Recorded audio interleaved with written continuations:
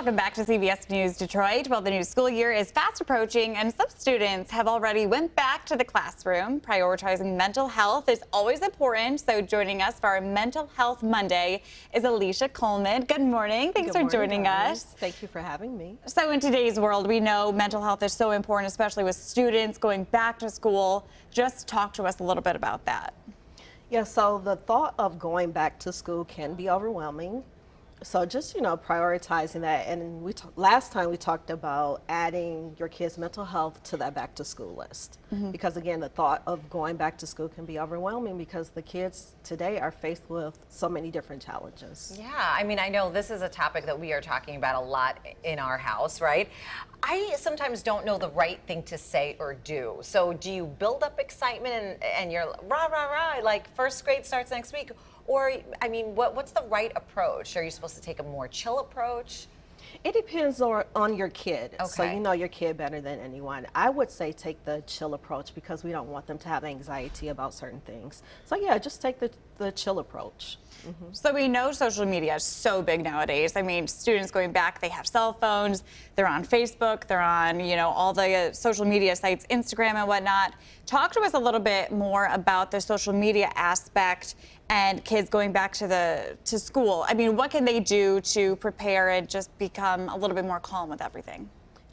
Unplug from social media. It's overwhelming because you get so much information on a daily basis and people tend to compare themselves to other people on social media and different things like that. So it's just too much. Unplug from social media. And then as a parent, would you say like limiting your child's social media, restricting it a little bit more, will that help? Absolutely. Yes, absolutely. How does it help? Because you're unplugging from all of the things going on in the world. I know my generation, we didn't have we weren't exposed to all of the things going on in the world. So, the kids now, because of social media, it's just so much. And they're flooded with so much information on a daily basis. And we hear so much also about how negatively it can impact young girls as well. Why so? Why does it seem to impact young women more so than young men? Because they're comparing themselves to the people on social media. We have certain images and people, celebrities, and different things like that. And the girls are comparing themselves to the women on social media. And it's not just the students, it's also parents, it's teachers who need to unwind from everything and just take a step back. I mean, is there any advice that you could give them to be more aware of their mental health? Yep, for parents and teachers, so step back, unplug, and implement what we talked about before, the self-care and the grounding techniques, because it's important for parents to, slow down and step back as well. And unplug. And I know some schools have already opened up. I know a lot of teachers are heading back this week to get their classrooms ready. A lot of other schools opening Monday to students. What should you do? Give us some practical advice like this week before you start, aside from unplugging, which actually is one of the things that we're trying to do at my house too right now, because I kind of just want everybody to relax like the week before. And it can be difficult. And it can be, and spend some quality, family time together. But what are some other practical things that parents can do this week? With the kids or just for themselves? For everybody. Okay.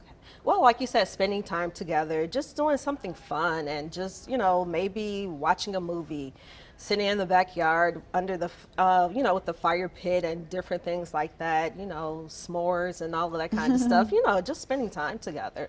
And lastly, is there basically, if a student needs help, how could a parent or a teacher, how do they go to that student, like talk to them a little bit more about that? Okay, I'm sorry, ask that question again. So is there any signs that like students actually show like parents or teachers that they're like reaching out, they need help with something? Yes, a drastic change in behaviors, but negative changes in behavior. So for example? So a change in social group, a change in their grades, a change in appearance, a change in how they interact with the family. So paying attention to that. And that could be like an indicator of what, like anxiety, depression? All of the above. All of the above. Yes. All right. Wow. All right. All right. Well, thank you so much for joining us here this morning, Thank Alisha. you guys for having me. Appreciate it. Yeah.